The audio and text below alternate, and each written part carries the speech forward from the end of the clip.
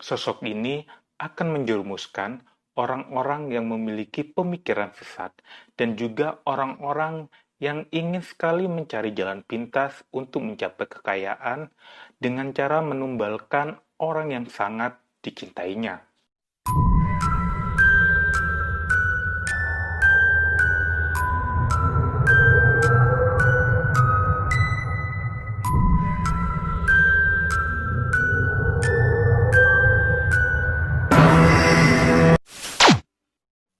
Halo teman-teman, selamat datang di Mirror, Misteri, Konspirasi, dan Horor.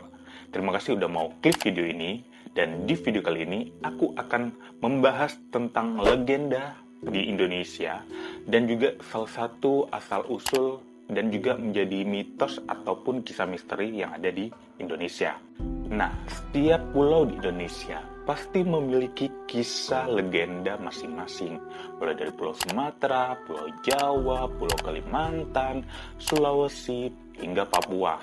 Nah, kali ini aku akan coba membahas salah satu kisah legenda, kisah misteri, dan juga mitos di masyarakat yang ada di Pulau Jawa.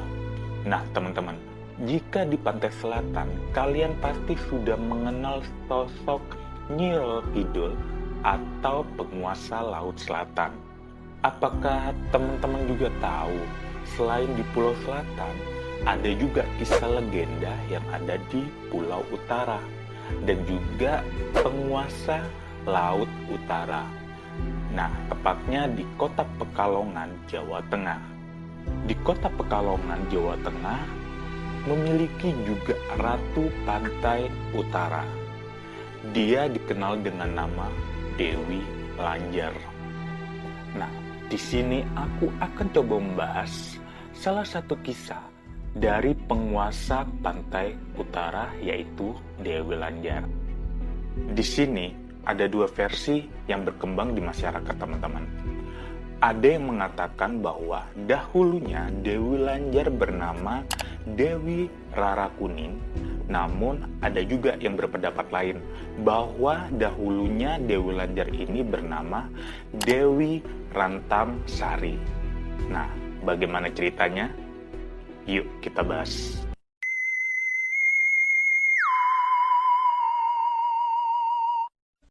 Teman-teman, diceritakan pada dahulu kala di sebuah kota Pekalongan tinggallah seorang putri yang cantik jelita. Dia bernama Dewi Rara Kuning. Akan tetapi masyarakat setempat tidak mengetahui dengan pasti bahwa dahulu di mana Dewi Rara Kuning ini tinggal. Dalam menempuh hidupnya, Dewi Rara Kuning ini mengalami hidup yang sangat berat, teman-teman. Sebab dalam usia yang sangat muda, dia sudah menjadi janda. Suaminya meninggal setelah beberapa waktu melangsungkan pernikahannya. Maka dari itulah, teman-teman, Dewi Rara Kuning terkenal dengan sebutan Dewi Lanjar.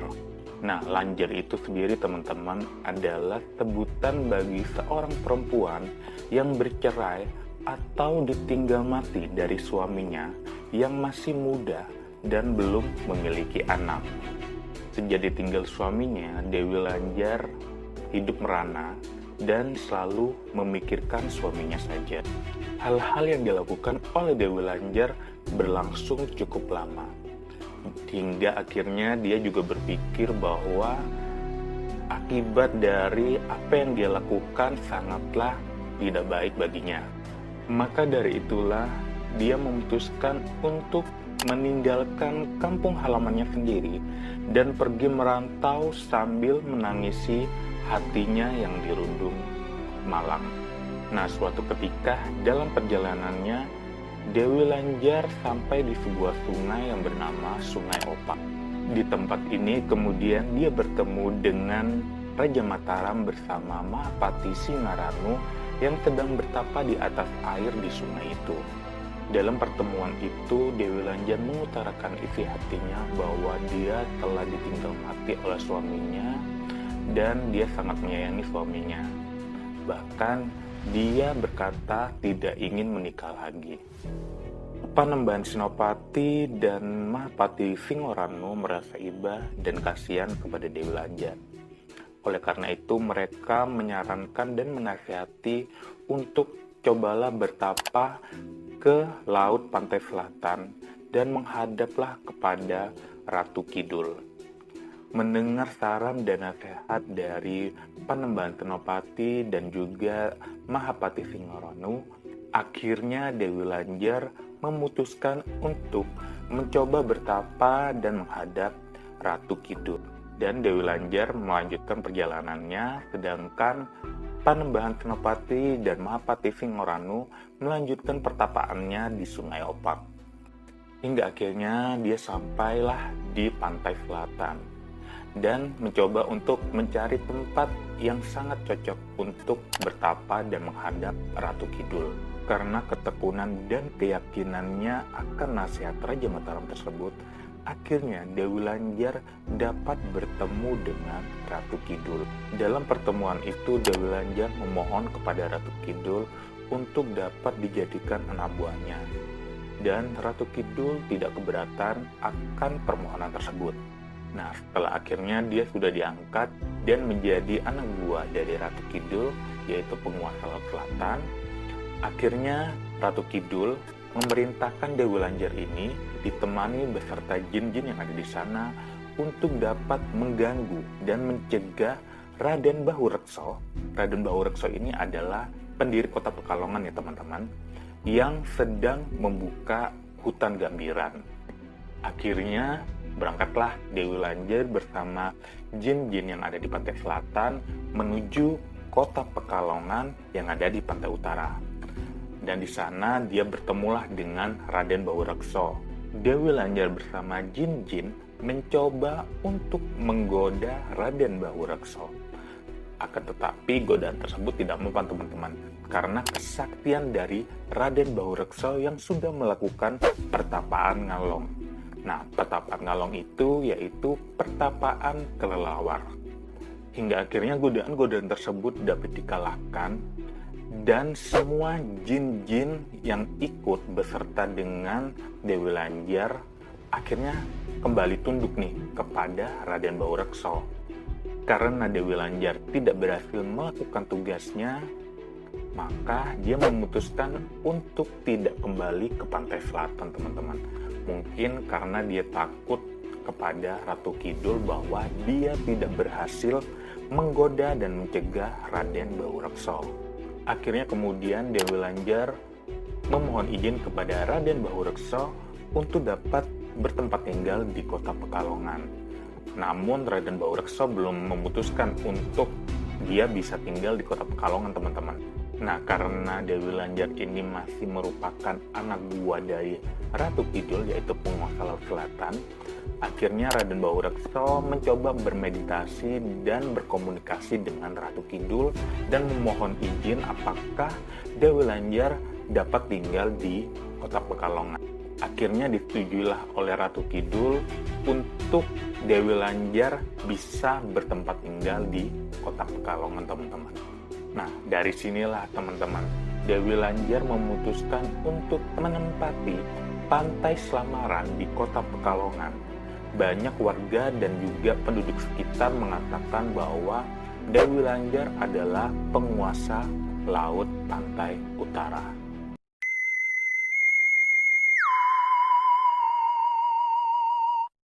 Nah, teman-teman, versi selanjutnya juga orang-orang banyak yang percaya bahwa dahulunya Dewi Lanjar bernama Dewi Rantamsari, yaitu mantan dari istri Bahurekso. Dahulunya, Rantamsari adalah bidadari dari Kayangan yang bernama Nawangsi. Nah, Nawangsi ini adalah adik dari Nawangwulan, yaitu Ratu Kidul, penguasa Laut Pantai Selatan. Nama Dewi Rantamsari ini sangat terkenal dan ditakuti oleh sebagian masyarakat Cirebon, Indramayu, Tegal, Brebes, dan wilayah sekitar. Karena Banyak orang percaya bahwa Dewi Lantamsari adalah penguasa laut di sekitarnya, berbeda dengan kota Pekalongan dan juga sekitarnya. Nama Dewi Lantamsari tidak begitu populer dan jarang terdengar di kalangan masyarakat setempat. Dan yang lebih populer adalah suaminya, yaitu Raden Baurekso, karena berkat beliaulah yang membabat semua alas di daerah situ hingga menjadikan sebuah kota, yaitu kota Pekalongan. Dalam suatu cerita legenda kuno, ketika Nawang Wulan, istri dari Jakatarup, berhasil menemukan selendangnya, kemudian dia mencoba kembali ke Kayangan dan menemui saudara-saudaranya. Sayangnya dia merasa sedih, karena pada saat dia kembali ke Kayangan, saudara-saudaranya sangat marah dan membencinya. Alasannya, Nawang Wulan bukanlah anggota dari bidadari-bidadari Kayangan lagi karena sudah menikah dengan seorang manusia. Namun, ada seorang bidadari yang masih menaruh simpati dan masih berteman dengannya, yaitu Nawang Sari. Diceritakan dalam Penembahan Senopati, akhir keputusan dari Nawang Wulan karena dia sudah tidak dianggap di dunia Kayangan dan sudah tidak dianggap oleh saudara-saudaranya, dia memutuskan untuk kembali ke bumi dan menerjunkan diri ke pantai selatan. Ketika dia sudah berada di Laut Selatan, dia mencoba untuk menaklukkan semua para lelembut-lelembut Segoro Kidul atau Laut Selatan. Dan semua lelembut-lelembut yang ada di Segoro Kidul berhasil ditaklukkan, sehingga dia mendapat julukan Ratu Kidul, yaitu penguasa Laut Selatan. Nah, hal yang sama akhirnya dilakukan oleh Nawang Sari. Dia kemudian juga turun ke bumi dan menjelma menjadi seorang wanita cantik dengan memberi nama dirinya sendiri Rantamsari. Kemudian dia memilih tempat untuk tempat tinggalnya, yaitu di Kalisalak. Dari sinilah akhirnya Dewi Rantamsari bertemu dengan pujaan hatinya, yaitu Raden Baurekso. Kemudian dari hasil perkawinannya, mereka dikaruniai satu orang anak laki-laki yang bernama Sulam Jono. Nah, cerita dari Nawang Sari atau Rantamsari ini mirip banget dengan cerita yang dilanda oleh Nawang Wulan, yaitu tentang kemelut rumah tangga.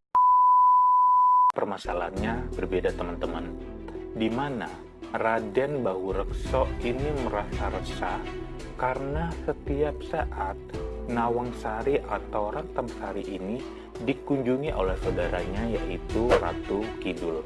Akhirnya sang suami Raden Baurekso mencoba berbicara baik-baik kepada Rantamsari. Janganlah kau sering-sering berkumpul dengan Ratu Kidul. Kau ini sudah memiliki suami dan juga sudah memiliki anak. Tolong perhatikanlah suamimu dan juga anak-anakmu itu. Nah, karena sang suami si Raden Baurekso ini sudah memberikan saran, sudah memberikan nasihat, namun si Rantamsari ini masih tetap aja nih setiap saat ketemu dengan Ratu Kidul. Karena udah sangat muak dan kesal, akhirnya Raden Baurekso memutuskan jalan yang terbaik adalah berpisah dengan Rantamsari. Walaupun Rantamsari ini sendiri masih sangat mencintai sang suami, yaitu Raden Baurekso.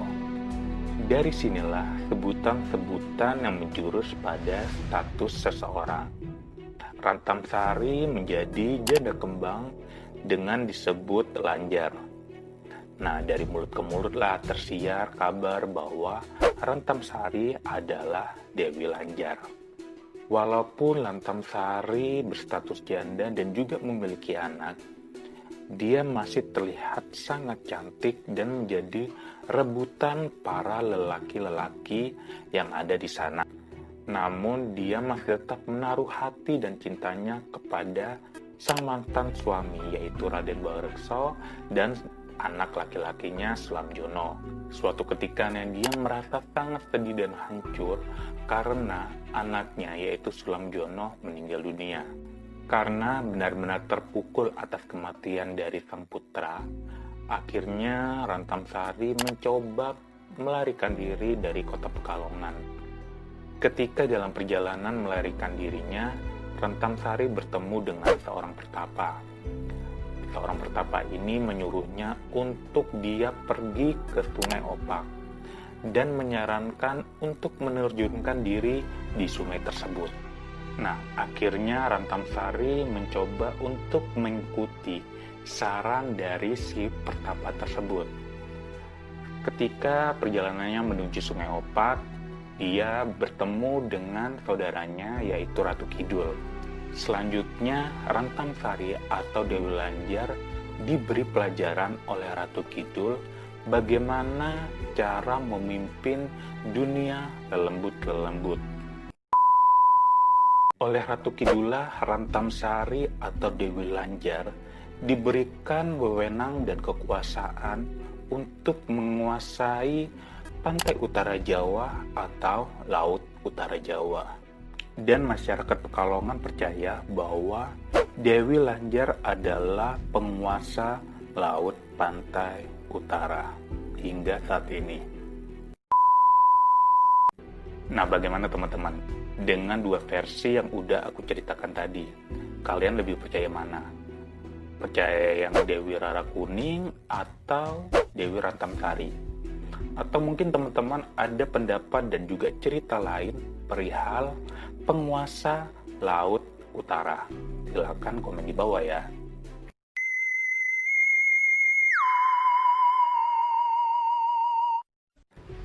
Nah, selain itu, Dewi Lanjar ini juga memiliki wewenang dan juga tugas yaitu menjaga harta karun di wilayah Laut Utara.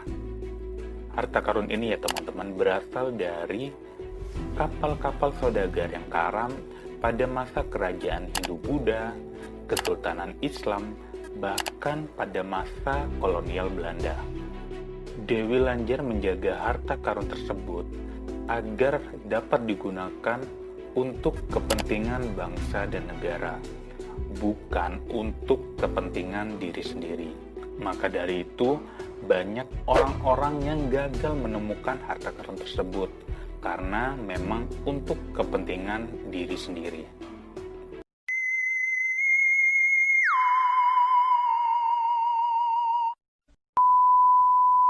Teman-teman, Dewi Lanjar ini memiliki 5 abdi kinasih yang dimana salah satunya adalah menggoda iman manusia. Sosok abdi kinasih ini menyerupai Nyi Blorong yang ada di pantai selatan yang bentuk tubuhnya setengah manusia dan juga setengah ular. Sosok ini akan menjerumuskan orang-orang yang memiliki pemikiran sesat dan juga orang-orang yang ingin sekali mencari jalan pintas untuk mencapai kekayaan dengan cara menumbalkan orang yang sangat dicintainya.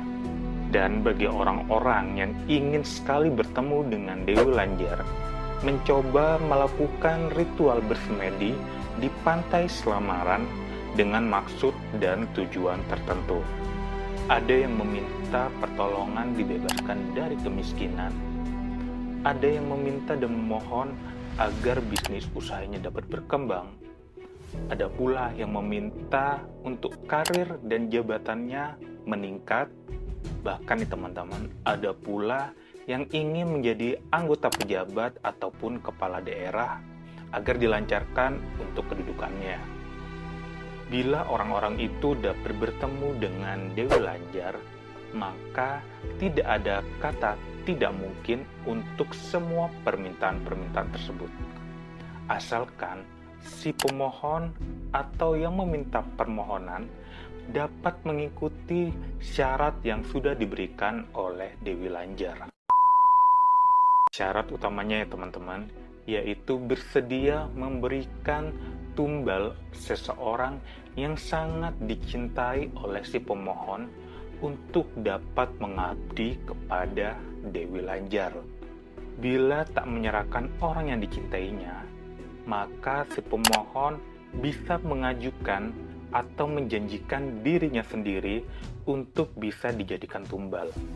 Bahkan tak jarang pula terjadi si pemohon mundur dan membatalkan semua keinginannya karena beratnya persyaratan yang diminta.